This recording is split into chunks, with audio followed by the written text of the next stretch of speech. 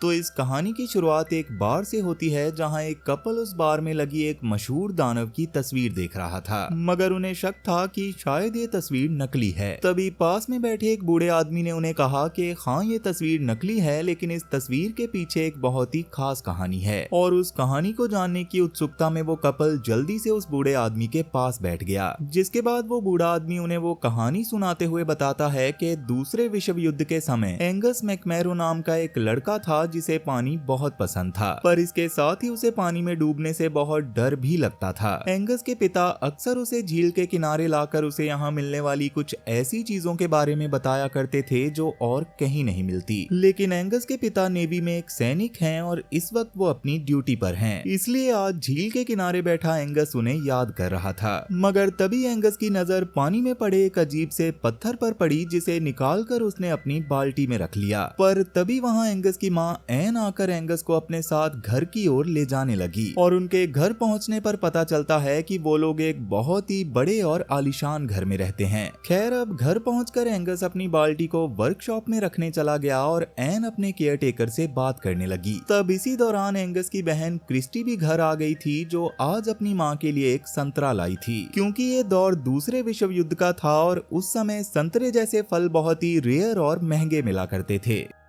वहीं एंगस ने वर्कशॉप में जाकर अपनी बाल्टी रखी और अपने पिता की तस्वीर देखने लगा, जिसे उसने वर्कशॉप के अंदर ही लगाया हुआ था। एंगस बड़ी ही बेसब्री से अपने पिता के घर वापस आने का इंतजार कर रहा था, इसलिए अक्सर वो कैलेंडर पर दिनों को मार्क किया करता था। और आज के दिन को मार्क करने के बाद उसने अपनी बाल्टी से वो पत्थर निकाला और उसे ध्यान से देखने लगा। तब थोड़ी देर सोचने के बाद जैसे ही उसने उस पत्थर को चाकू से छीला तो उसके अंदर एक नीले रंग का अंडा था। पर इसी बीच अपनी माँ के बुलाने की आवाज सुनकर एंगस उसे वहीं पर छोड़कर चला जाता है। खैर, अब रात के वक्त बहुत तेज बारिश हो रही थी और एंगस अपने बेड पर बैठा हुआ अपने पिता की तस्वीर देख रहा था, लेकिन तभी उसे कुछ अजीब सी आवाज सुनाई दी। एंगस ने खिड़की से देखा तो वो आवाज उसकी वर्कशॉप से आ रही थी, इसलिए वो जल्दी से भागता हुआ वर्कशॉप में चला गया। मगर वहाँ उसे जमीन पर पड़ा हुआ उस अंडे का छिलका दिखा, जिसे वो नदी के किनारे से लेकर आया था। और उस छिलके को देखकर वो समझ गया था कि इस अंडे में जो भी जानवर था वो अब बाहर आ चुका है। तब इसी बीच वो जानवर इधर उधर भागता हुआ वर्कशॉप का सामान गिराने लगा, जिससे एंगस को थोड़ा सा डर भी लग रहा था, मगर फिर भी वो हिम्मत करके उस जानवर की आवाज की ओर बढ़ने लगा। और जब वो गमलों के पास पहुंचा तो वहां उसे वो अजीब सा जानवर दिखा जो उस अंडे से निकला था। मगर जैसे ही एंगस ने उससे दोस्ती करने के लिए अपना हाथ आगे बढ़ाया तो उस जानवर ने एंगस को काटने की कोशिश की, पर एंगस इतनी जल्दी हार मानने वाला नहीं था। वो जल्दी से भागता हुआ रसोई में गया और वहां से एक आलू उठा लाया, जिसे थोड़ा थोड़ा काट कर उस जानवर को खिलाने पर फाइनली उनकी दोस्ती हो गई। तब उस जानवर ने अपनी पीठ पर लगा हुआ वो कट एंगस को दिखाया, जो एंगस के उस अंडे को छीलते दौरान लगा था। ये देखते ही एंगस ने जल्दी से उसके जख्म पर दवाई लगा दी, जिसके बाद एन के आवाज लगाने पर एंगस जल्दी से सोने चला गया।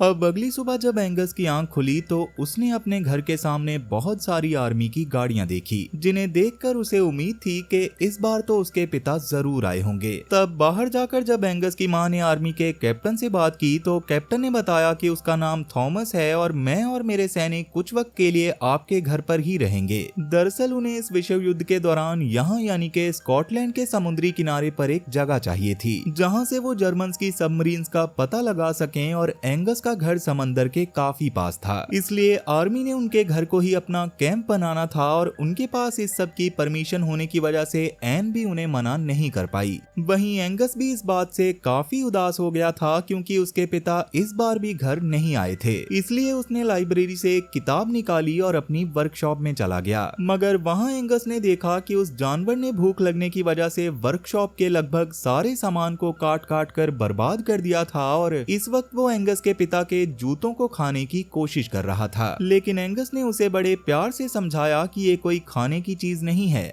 अब इसके बाद जब एंगस भागकर रसोई से उसके लिए खाना लेने के लिए गया तो उसकी रसोई पर अब एक फौजी सैनिक ने कब्जा कर लिया था और वही अब से सबके लिए खाना बनाने वाला था। पर एंगस ने जब उससे खाना पूछा तो उसने एंगस को खाना देने से मना कर दिया। तब उसके कुत्ते से डरते हुए एंगस ने उसे कचरे के बारे में पूछा और पूरे ड्रम को ही उठाकर वर्कशॉप में ले गया, जहाँ उस ड्रम में कई सारी सब्जियों के छिलके देखकर वो जानवर उन पर टूट पड़ा। तब इसी दौरान एंगस ने उसका नाम क्रूसो रख दिया और लाइब्रेरी से मिली किताब से ये जानने की कोशिश करने लगा कि आखिर क्रूसो कौन सा जानवर है, पर उसे उस किताब से भी इसके बारे में कुछ पता नहीं चला। लेकिन तभी उसकी नजर क्रूसो पर पड़ी जिसने ड्रम में मौजूद सारा खाना खा लिया था। और तभी एंगस ने नोटिस किया कि क्रूसो का शरीर पहले से काफी सूखा सूखा लग रहा था, इसलिए जैसे ही उसने ड्रम में पानी डाला तो क्रूसो उस पानी में तैरकर बहुत मजे करने लगा। वहीं कैप्टन थॉमस ने भी समंदर किनारे अपने काफी सारे सैनिक तैनात कर दिए थे जो कि इस तरफ आने वाली जर्मन्स की सबमरीन्स को बर्बाद करने के लिए पूरी तरह से तैयार थे। खैर, अब अगली सुबह जब एन वर्कशॉप में कुछ सामान रखने आई तो वहां का नजारा देखकर वो हैरान रह गई। वहां लगी उसके पति की फोटोज और कैलेंडर्स पर लगे मार्क्स को देखकर एन समझ गई थी कि एंगस कितनी बेसब्री से अपने पिता के आने का इंतजार कर रहा है। और जब उसने एंगस से बात करने के लिए उसे आवाज लगाई तो वहां एंगस की जगह लुइस नाम का एक आदमी आ गया, जो कि असल में एन के घर के काम करने आया था। तब एन ने उसे इस वर्कशॉप की सफाई करने के साथ ही ये भी कहा कि मुझे लगता है मेरे बेटे ने यहाँ कोई जानवर छुपा रखा है, जबकि उसे इसकी बिल्कुल भी इजाजत नहीं है, इसलिए तुम्हें उस जानवर को भी ढूंढना होगा। अब इस सब के कुछ देर बाद जब एंगस वर्कशॉप की ओर आया तो लुइस उस ड्रम को बाहर निकाल रहा था जिसमें क्रूसो था। तब एंगस के रोकने से पहले ही लुइस ने उस ड्रम का सारा पानी निकाल दिया था, जिससे एंगस को लगा कि आज क्रूसो पकड़ा जाएगा, जबकि असल में उस ड्रम में सिर्फ पानी था। तब एंगस ने लुइस से कहा कि ये वर्कशॉप मेरे पापा की है जो कि लड़ाई पर गए हुए हैं, इसलिए आप यहाँ नहीं आ सकते। मगर लुइस ने गुस्से में एंगस से कहा कि आज से ये वर्कशॉप मेरी है जब तक कि तुम्हारे पापा वापस नहीं आ जाते, इसलिए अब से तुम यहाँ पर नहीं आओगे। और एंगस ये बातें सुनकर वहाँ से भाग जाता है। खैर, अब रात के वक्त जब लुइस घर के बाहर खड़ा था तभी कैप्टन थॉमस ने उसके पास आकर उससे पूछा कि क्या तुम पहले सेना में थे, मगर लुइस उसकी बात का जवाब दिए बिना ही वहां से चला गया। वहीं एंगस अपने दोस्त क्रूसो को ढूंढ रहा था जो कि अब थोड़ा सा बड़ा हो चुका था और वो भी एंगस के घर में घूमता हुआ उसे ढूंढ रहा था। लेकिन इसी दौरान उस फौजी के कुत्ते ने क्रूसो को देख लिया था और वो क्रूसो के पीछे पड़ गया, मगर उस कुत्ते के बंधे होने की वजह से वो क्रूसो तक नहीं पहुंच पाया और क्रूसो की जान बच गई। वहीं एंगस की बहन क्रिस्टी ने नहाने के लिए बाथटब में पानी भरा और अपने कपड़े लेने चली गई, मगर जब वो बाथरूम में वापस आई तो बाथटब में क्रूसो मजे कर रहा था, जिसे देखकर वो डर के मारे चिल्लाने लगी। लेकिन तभी क्रिस्टी के चिल्लाने की आवाज सुनकर एंगस भागता हुआ उसके बाथरूम में चला आया, जहां उसने क्रिस्टी को बताया कि ये क्रूसो है और तुम्हें इससे डरने की कोई जरूरत नहीं है क्योंकि ये मेरा दोस्त है। इसके साथ ही एंगस ने क्रिस्टी से क्रूसो के बारे में माँ को ना बताने का वादा लेकर क्रिस्टी की भी क्रूसो से दोस्ती करवा दी। मगर एंगस इस बात से खुद भी काफी हैरान था कि क्रूसो अचानक से इतना बड़ा कैसे हो गया। इधर एन वर्कशॉप में अपने पति के कुछ कपड़े लेकर लुइस के पास आई जो कि उस वक्त शेव कर रहा था। एन ने लुइस से कहा कि ये मेरे पति के कपड़े हैं और तुम चाहो तो इन्हें पहन सकते हो, जिस पर लुइस ने पूछा कि जब वो वापस आएंगे तो उन्हें इसके लिए बुरा नहीं लगेगा। तो एन ने कहा कि वो अब कभी वापस नहीं आएंगे क्योंकि आज से लगभग 1 साल पहले उनका जहाज समंदर में डूब गया था, जिसकी वजह से उनकी मौत हो गई और मैंने एंगस को ये सब इसलिए नहीं बताया ताकि उसे बुरा ना लगे। जिसके बाद एन ने लुइस को घर का एक बाथरूम ठीक करने के लिए कहा और उसे वो कपड़े देकर वहाँ से जाने लगी। लेकिन तभी उसने देखा कि लुइस की पीठ पर एक बहुत बड़ा चोट का निशान था, पर फिलहाल एन ने उसे इग्नोर किया और वहाँ से चली गई। वहीं बाथरूम में क्रिस्टी ने क्रूसो के मुंह पर पट्टी बांधी थी क्योंकि वो बहुत ज्यादा शोर मचा रहा था और जब एंगस ने क्रूसो के मुंह से वो पट्टी हटाई तो वो फिर से जोर जोर से आवाज करने लगा। तब इसी दौरान वहां लुइस आकर बाथरूम का दरवाजा खटखटाने लगा जो कि उस बाथरूम को ठीक करने आया था। लुइस ने उन्हें कहा कि मुझे अंदर से किसी जानवर की आवाज आ रही है और अगर तुमने दरवाजा नहीं खोला तो मैं तुम्हारी माँ को बुला लूंगा। तब लुइस की ये बात सुनकर क्रिस्टी ने ना चाहते हुए भी दरवाजा खोला और एंगस के साथ क्रूसो को लुइस से छुपाने की कोशिश करने लगी, मगर इसके बावजूद क्रूसो अपने आप ही लुइस के सामने आ गया, जिसे देखकर लुइस डर गया था। तब एंगस ने लुइस को बताया कि मुझे झील के पास एक अंडा मिला था और ये उसी में से निकला है, मगर लुइस क्रूसो को देखते ही सोच में पड़ गया और थोड़ी देर सोचने के बाद लुइस ने उन्हें बताया कि ये एक वाटर हॉर्स है। लोग इसे काल्पनिक जानवर मानते हैं क्योंकि ये सिर्फ ऐतिहासिक कहानियों में ही पाया जाता जाता है। इसके साथ ही उसने बताया कि ये वाटर हॉर्स पूरी दुनिया में एक समय पर सिर्फ एक ही होता है और जब ये बूढ़ा होता है तो एक अंडा देता है और फिर मर जाता है। ये जानवर नर और मादा दोनों होता है, इसलिए इसे अंडे देने के लिए किसी पार्टनर की जरूरत नहीं पड़ती और वो बूढ़ा वाटर हॉर्स अंडा फूटने से पहले ही मर जाता है, इसलिए नया वाटर हॉर्स अनाथ ही पैदा होता है। खैर, अब लुइस उन्हें ये बातें बता ही रहा था कि तभी उन्हें एन की आवाज सुनाई दी जो कि इधर ही आ रही थी। मगर एंगस और क्रिस्टी लुइस को क्रूसो के बारे में एन को कुछ भी ना बताने के लिए कहने लगे और जब एन वहां पहुंची तो वो अपने बेटे और बेटी दोनों को यहाँ देखकर हैरान हो गई। उन दोनों बच्चों ने अपनी माँ से कहा कि हम दोनों तो यहाँ बाथरूम ठीक करने में मिस्टर लुइस की मदद करने आए थे, पर एंगस और क्रिस्टी के लाख रोकने पर भी एन बाथरूम के अंदर चली गई। मगर लुइस वहाँ अपना काम कर रहा था और बाथटब बिल्कुल खाली था, जिसे देखकर एंगस और क्रिस्टी भी हैरान रह गए। लेकिन इसी बीच क्रूसो टॉयलेट से बाहर झांकने लगा क्योंकि लुइस ने उसे वहां पर छुपा दिया था। मगर एन के देखने से पहले ही लुइस जल्दी से टॉयलेट सीट पर बैठ गया और उससे इधर उधर की बातें करने लगा। तब पहले तो लुइस ने एंगस और क्रिस्टी को बाथरूम से बाहर भेजा और एन के वहां से जाते ही उसने क्रूसो को भी बाहर निकाल लिया। तो अब इस सब के बाद एंगस बाहर आकर लुइस से पूछने लगा कि हमें इसके लिए क्या करना चाहिए, जिस पर लुइस ने कहा कि हमें जल्दी से क्रूसो को झील के अंदर आजाद करना होगा क्योंकि झील में उसके खाने के लिए बहुत सारी मछलियां हैं और उसके खेलने और बढ़ने के लिए बहुत सारा पानी है। मगर एंगस लुइस से ये कहकर वहां से चला गया कि वो क्रूसो को हमेशा अपने साथ ही रखेगा। वहीं थॉमस ने एन से कहा कि कल रात 8 बजे हमने एक दावत रखी है, तो मैं चाहता हूं आप हमारी दावत में जरूर आएं क्योंकि आपने हमें यहाँ रहने दिया है, जिसके लिए हम आपका शुक्रिया अदा करना चाहते हैं। तब एन भी इसके लिए मान गई और अगली रात एक काले रंग की खूबसूरत ड्रेस पहनकर वो उनकी दावत में चली गई, जहाँ थॉमस ने पहले एन की सुंदरता की तारीफ की और फिर उन सब ने खड़े होकर उन्हें यहाँ रहने देने के लिए एन का शुक्रिया किया। दूसरी ओर एंगस बाथरूम में क्रूसो को खाना खिलाते हुए उसके साथ खेल रहा था, लेकिन तभी क्रिस्टी वहां आकर एंगस को बाहर ले गई, जहां वो दोनों छुपकर अपनी काम वाली और फौजियों के बावर्ची को डांस करते हुए देखने लगे। मगर एंगस के जाने के बाद क्रूसो फिर से खाने की तलाश में बाथरूम से निकलकर घर में घूमने लगा, लेकिन उसकी भूख डर में तब बदल गई जब उस बावर्ची का कुत्ता फिर से क्रूसो के सामने आ गया। तब जल्दी से क्रूसो अपनी जान बचाने के लिए भागा और वो कुत्ता उसे पकड़ने के लिए उसका पीछा करने लगा। वहीं जैसे ही एंगस और क्रिस्टी को कुछ सामान गिरने की आवाज आई तो एंगस और क्रिस्टी जल्दी से क्रूसो को बचाने के लिए भागे, जहां रास्ते में क्रिस्टी लुइस से टकरा गई, जिसके बाद लुइस भी क्रूसो को बचाने के लिए उस कुत्ते के पीछे दौड़ने लगा। मगर इसी दौरान वो कुत्ता पूरे घर में क्रूसो के पीछे दौड़ता हुआ अचानक उस कमरे में जा पहुंचा जहां थॉमस की दावत चल रही थी और उसने टेबल पर चढ़कर उनका सारा खाना बर्बाद कर दिया। तब इसी बीच वहां पर लुइस भी उस कुत्ते का पीछा करता हुआ उस कमरे में आ पहुंचा, जहां इस सब की वजह से उसे काफी ज्यादा डांट सुननी पड़ी।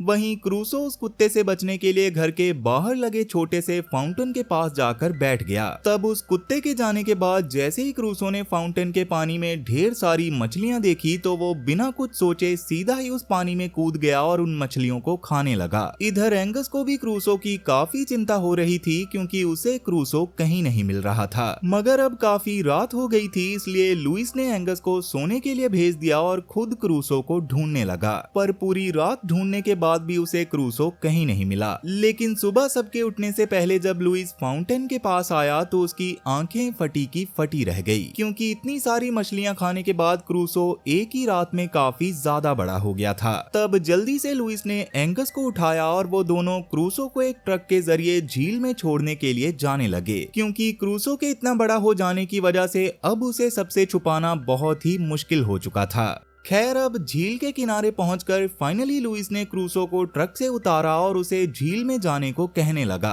मगर क्रूसो को भी एंगस से काफी लगाव था, इसलिए वो एंगस को छोड़कर नहीं जाना चाहता था। पर लुइस ने बड़ी ही चालाकी से 1-2 आलू पानी में काफी दूर फेंक दिए और जब क्रूसो उन्हें लेने गया तो लुइस जल्दी से एंगस को लेकर घर आ गया। अब इसके थोड़ी देर बाद दो आदमी उसी झील में मछली पकड़ने लगे, मगर वहाँ उनके कांटे में कोई मछली नहीं बल्कि क्रूसो फंसा था। तब क्रूसो उनसे खेलने के लिए उनके कांटे को काफी तेजी से खींचने लगा, जिसकी वजह से उनकी बोट बहुत तेजी से आगे बढ़ने लगी, जबकि उन लोगों को लग रहा था कि क्रूसो पानी में रहने वाला कोई दानव है। तब जैसे तैसे उन्होंने रस्सी काटकर अपनी जान तो बचा ली, मगर वो लोग क्रूसो को देखकर काफी ज्यादा डर गए थे। वहीं क्रूसो के जाने के बाद एंगस ने फौजियों का हेल्पर बनकर फौज ज्वाइन कर ली थी, क्योंकि काफी सारे फौजियों ने जर्मन्स की सबमरीन से बचने के लिए उस झील के पास ही अपना कैंप बनाया हुआ था और एंगस फिर से अपने दोस्त से मिलना चाहता था। इसलिए उसने कई दिनों तक फौजियों के साथ कैंप लगाए, उनके साथ खाना बनवाया, यहाँ तक कि उनके जूते भी साफ किए। मगर ऐसे ही एक दिन जब कैप्टन थॉमस ने एंगस को उसकी गाड़ी साफ करने के लिए कहा तो मौका मिलते ही एंगस भागते हुए उस झील के किनारे चला गया, जहां किनारे पर पहुंचकर एंगस ने क्रूसो को कई बार आवाज लगाई, मगर वो उसके सामने नहीं आया। इसलिए एंगस एक बोट लेकर झील के अंदर चला गया और क्रूसो को ढूंढने लगा, जिसके थोड़ी देर बाद फाइनली क्रूसो उसके सामने आ गया, जो अब कुछ ज्यादा ही बड़ा हो चुका था। तब एंगस क्रूसो को देखकर जितना खुश था, क्रूसो भी एंगस से मिलकर उतना ही खुश था। तब खुशी के मारे क्रूसो ने एंगस को अपनी पीठ पर बिठा लिया और उसे झील की सैर करवाने लगा, और एंगस को भी क्रूसो की सवारी करते हुए बहुत मजा आ रहा था। क्रूसो ने एंगस को पानी के ऊपर का ही नहीं बल्कि पानी के अंदर का भी नजारा दिखाया, जिसमें वो एंगस के सांस लेने के लिए कुछ देर के लिए पानी से बाहर भी आ जाता था। एंगस भी आज से पहले पानी के अंदर कभी नहीं गया था, क्योंकि उसको पानी से बहुत डर लगता था, मगर आज पहली बार पानी के अंदर का सफर करके उसे बहुत मजा आ रहा था। खैर, अब काफी देर पानी में मजे करने के बाद क्रूसो फिर से एंगस को किनारे पर ले गया, मगर इसी दौरान क्रूसो की महक का पीछा करते हुए उस फौजी का कुत्ता भी किनारे पर आ गया था और एंगस जल्दी से क्रूसो को वहां से भगा देता है, लेकिन उस फौजी ने भी क्रूसो को जाते हुए देख लिया था। तो अब इस सब के बाद रात के वक्त एंगस क्रिस्टी और लुइस को क्रूसो के साथ हुई अपनी इस छोटी सी मुलाकात के बारे में बताता है, जिसके बाद वहां पर एन आई और दरवाजे के बाहर से ही अपने बच्चों को हंसता हुआ सुनकर वहां से जाने लगी। लेकिन तभी लुइस ने बाहर आकर उसे रोकते हुए पूछा कि क्या आप यहाँ किसी काम से आई थी, मगर एन ने उसे कहा कि मैंने काफी दिनों से अपने बच्चों को ऐसे हंसते हुए नहीं सुना था, इसलिए मेरे बच्चों को हंसाने के लिए तुम्हारा बहुत बहुत शुक्रिया। इसी दौरान एक तरफ तो एन के दोनों बच्चे छुपकर अपनी माँ को इतने वक्त के बाद लुइस के साथ खुश देखकर खुश हो रहे थे, तो वहीं कैप्टन थॉमस उन्हें देखकर जल रहा था, जिसकी वजह से थॉमस ने अपने एक सैनिक से लुइस के बारे में पूछा। तो सैनिक ने बताया कि लुइस 1939 में रॉयल नेवी में भर्ती हुआ था, मगर एक लड़ाई के दौरान 1940 में लुइस बहुत ज्यादा घायल हो गया था, जिसकी वजह से उसे रिटायर कर दिया गया। वहीं गांव के बार में उन दो मछुआरों ने सबको बता दिया था कि झील के अंदर एक बहुत बड़ा मॉन्स्टर है, और इस बात को सुनकर एक न्यूज रिपोर्टर उस मॉन्स्टर यानी कि क्रूसो की फोटो खींचने के लिए तैयार हो गया था, क्योंकि ऐसा करने से उसे बहुत ज्यादा पैसे मिलते। खैर, अब इसके अगले दिन थॉमस एन और उसके बच्चों को झील के किनारे ले आता है ताकि वो उन्हें दिखा सके कि उन्होंने यहाँ जर्मन्स की सबमरीन्स को रोकने के लिए क्या इंतजाम किए हैं, जिसके लिए वो आज उन्हें झील में तोप चलाकर दिखाने वाले थे। मगर ये बात सुनकर एंगस ने अपनी माँ से कहा कि आपको उन्हें ऐसा करने से रोकना होगा, क्योंकि झील के अंदर एक वाटर हॉर्स है जो कि मेरा दोस्त है, और अगर इन लोगों ने झील में धमाके किए तो उसे चोट लग जाएगी। तब एंगस की इन बातों में क्रिस्टी भी उसका साथ देने लगती है, लेकिन अब बहुत देर हो चुकी थी, क्योंकि इसके अगले ही पल थॉमस के इशारे पर फौजियों ने झील में धमाके करना शुरू कर दिया था। उन धमाकों से क्रूसो को कोई चोट तो नहीं आई, लेकिन वो इससे काफी ज्यादा डर गया था। लेकिन जब एंगस ने फौजियों को ऐसा करने से रोकने की कोशिश की तो कैप्टन थॉमस गुस्से में एंगस पर चिल्लाने लगा, जिस पर एन ने अपने बच्चों के साथ घर जाने के लिए गाड़ी मंगवा ली, मगर थॉमस ने एन के बच्चों पर इस तरह से चिल्लाकर एन की नजरों में अपनी सारी इज्जत गवा दी थी। वहीं इस सब के दौरान वो रिपोर्टर भी क्रूसो की फोटो लेने के लिए यहाँ पर आया हुआ था, पर वो जानता था कि इन धमाकों के बाद क्रूसो अब पानी के ऊपर कभी नहीं आएगा, इसलिए उसने क्रूसो का एक नकली ढांचा बनाया और उसे पानी में रखकर उसकी फोटो खींच ली। और ये वही फोटो थी जो कहानी की शुरुआत में उस बार में लगी हुई थी। अब वैसे तो ये फोटो नकली थी, पर कुछ लोगों को ये बिल्कुल सच लग रहा था। तो अब यहाँ से कहानी एक महीना आगे बढ़ जाती है, जहाँ एंगस को पिछले एक महीने से शाम को 6 बजे ही सोना पड़ता था और उन धमाकों के बाद से क्रूसो को भी दोबारा किसी ने नहीं देखा। मगर एक रात वो फौजी जो यहाँ पर खाना बनाता था, उसके हाथ में वो अखबार लग गई जिसमें उस न्यूज रिपोर्टर ने नकली क्रूसो की फोटो छपवाई थी और उस फोटो को देखकर वो फौजी अपने कुछ साथियों के साथ क्रूसो को पकड़ने का फैसला करता है। वहीं लुइस उस रात एंगस को उस झील के किनारे ले आता है, क्योंकि अखबार में छपी उस फोटो के बाद हर कोई क्रूसो को देखने की बात कर रहा था, इसलिए उन्हें क्रूसो को यहाँ से किसी सुरक्षित जगह पर ले जाना होगा। लेकिन झील के किनारे जाकर एंगस ने क्रूसो को कई बार आवाज लगाई पर वो बाहर नहीं आया और काफी देर कोशिश करने के बाद जब वो बाहर आया तो वो एंगस पर ही हमला करने लगा। एंगस ने क्रूसो को शांत करवाने की कोशिश भी की, पर उसके बावजूद क्रूसो बहुत गुस्से में था और क्रूसो के गुस्से की वजह वो धमाके थे जो झील में थॉमस ने करवाए थे, जिसकी वजह से क्रूसो एंगस की भी नहीं सुन रहा था, इसलिए लुइस एंगस को लेकर वहां से वापस जाने लगा। वहीं फौजियों का वो बावर्ची एक शिप में अपने कुछ सैनिकों के साथ क्रूसो को पकड़ने के लिए निकल चुका था, लेकिन इसी बीच उसका कुत्ता झील के किनारे पर आकर जोर जोर से भौंकने लगा, जिससे उन्हें पता चल गया था कि क्रूसो वहीं पर है, इसलिए वो उसकी ओर बढ़ने लगे। मगर घर की ओर जाते हुए एंगस और लुइस ने भी उस कुत्ते की आवाज सुन ली थी, इसलिए एंगस जल्दी से वापस झील की ओर बढ़ने लगा। पर इसी बीच क्रूसो झील से निकलकर उस कुत्ते के सामने आया और उसे खा गया, जिसकी वजह से उन फौजियों को उस कुत्ते की आवाज आना बंद हो गया था। मगर उनको कुछ समझ में आने से पहले ही क्रूसो झील से निकलकर उनके सामने आ गया, जो कि बस उन्हें डराना चाहता था, इसलिए वो उन्हें बिना कोई नुकसान पहुंचाए ही वहां से जाने लगा। पर इसी दौरान एक फौजी रेडियो के जरिए इन्फॉर्म कर देता है कि उन पर हमला हुआ है और जब उन्होंने वहां से वापस जा रहे क्रूसो पर गोलियां चलाई तो क्रूसो भी गुस्से में आ गया। क्रूसो ने पानी के अंदर से एक जोरदार हमला करके उनकी बोट को बर्बाद कर दिया, जिसके बाद उसने पानी में डूब रहे उस बावर्ची फौजी को पकड़ लिया। तब ऐन वक्त पर एंगस वहां पहुंचकर क्रूसो को ऐसा करने से रोकने की कोशिश करने लगा, पर गुस्से से भरा हुआ क्रूसो उसकी बात सुन ही नहीं रहा था, जिसकी वजह से एंगस को खुद ही झील में उतरना पड़ा। पर थोड़ा आगे जाने पर एंगस के पैरों के नीचे से जमीन खिसक गई और वो पानी के अंदर डूबने लगा। तब अपने दोस्त को डूबता हुआ देखकर क्रूसो ने जल्दी से उस फौजी को किनारे पर पटका और पानी के अंदर जाकर जल्दी से एंगस को बाहर निकाल लिया। लेकिन एंगस अब भी बेहोश था और लुइस के साथ क्रूसो भी उसे होश में लाने की कोशिश कर रहा था। वहीं थॉमस को घर पर खबर मिली कि नदी में किसी ने उनके सैनिकों पर हमला किया है, इसलिए वो जल्दी से झील पर जाने की तैयारी करने लगा। पर इसी बीच क्रिस्टी ने एन को बताया कि एंगस भी इस वक्त झील पर ही गया हुआ है और एन अपने बेटे को बचाने के लिए थॉमस के साथ ही झील की ओर जाने लगी। वहीं अब तक झील के किनारे बेहोश पड़े एंगस को भी होश आ गया था और क्रूसो और एंगस फिर से दोस्त बन गए थे। मगर जैसे ही कैप्टन थॉमस और एन वहां पहुंचे तो क्रूसो पानी के अंदर जाकर छुप गया। तब एंगस और लुइस ने एन को क्रूसो के बारे में बताया, पर एन को उनकी किसी भी बात पर यकीन नहीं हो रहा था। लेकिन तब फाइनली क्रूसो उनके सामने आ गया, जिसे देखकर एन और कैप्टन थॉमस को तो अपनी आंखों पर यकीन ही नहीं हो रहा था। खैर अब एंगस अपनी मां को अपने इस अनोखे दोस्त से मिलवा ही रहा था कि तभी एक बार फिर से झील में धमाके होना शुरू हो गए, क्योंकि रेडियो पर भेजी हमले की खबर की वजह से फौजियों को जो भी दिखे उसे मारने का आदेश मिला था। लेकिन अपने दोस्त होने का फर्ज निभाते हुए एंगस बिना कुछ सोचे क्रूसो के ऊपर बैठकर झील में चला गया, क्योंकि वो अपने दोस्त को इस सब से बचाकर समंदर में भेजना चाहता था।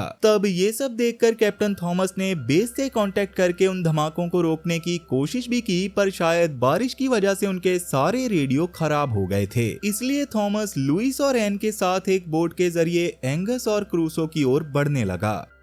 वहीं बेस पर तैनात फौजियों ने जब दूरबीन से झील में क्रूसो को देखा तो बारिश की वजह से उन्हें कुछ भी साफ दिखाई नहीं दे रहा था, इसलिए वो क्रूसो को जर्मन्स की सबमरीन समझकर क्रूसो को मारने के लिए फिर से झील में धमाके करने लगे। मगर एंगस और क्रूसो बड़ी ही बहादुरी से पानी से नीचे जाकर उन धमाकों से बच निकले। अब इसके थोड़ी देर बाद जब उन फौजियों ने फिर से अपनी दूरबीन से देखा तो उन्हें झील में एक बोट दिखाई दी, जिसमें थॉमस, लुइस और एन थे। मगर उन्हें लगा शायद शायद उनकी एक बोट भी जर्मन्स की शिप का पीछा करने लगी हुई है और हमें कैसे भी उस शिप को रोकना होगा, जिसके लिए उन्होंने पानी में लगाए हुए बहुत बड़े जाल को ऊपर कर दिया, जिसे कूदकर जाना क्रूसो के लिए भी काफी मुश्किल था। पर इसी बीच वहाँ पर थॉमस, लुइस और एन भी अपनी बोट लेकर पहुंच चुके थे। तब उन्होंने एंगस को समझाया कि तुम्हें क्रूसो को यहाँ से भेजने के लिए उसे अकेला छोड़ना होगा, और एंगस भी उनकी ये बात समझ गया था। मगर क्रूसो भी एंगस से बहुत प्यार करता था, जिसकी वजह से वो एंगस को छोड़कर नहीं जाना चाहता था। लेकिन एंगस ने थोड़ा सा डांटकर क्रूसो को समझाया और अपने माँ के पास बोट पर वापस चला गया। जिसके बाद क्रूसो थोड़ा सा दूर गया और काफी दूरी से तेज रफ्तार में तैरता हुआ जाल के ऊपर से कूद पड़ा।